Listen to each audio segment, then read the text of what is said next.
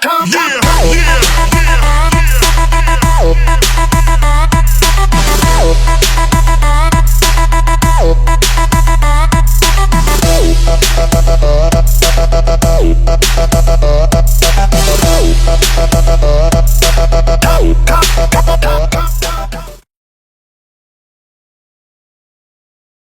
po, how was the experience with Tom Ford Dental Clinic po?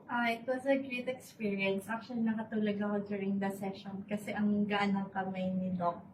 And then the interior is really good, especially the chandelier in the front. Even also the lighting, everything from coming in to going out, coming in into the clinic and then going into the session and then going out. Then ventilation is really good.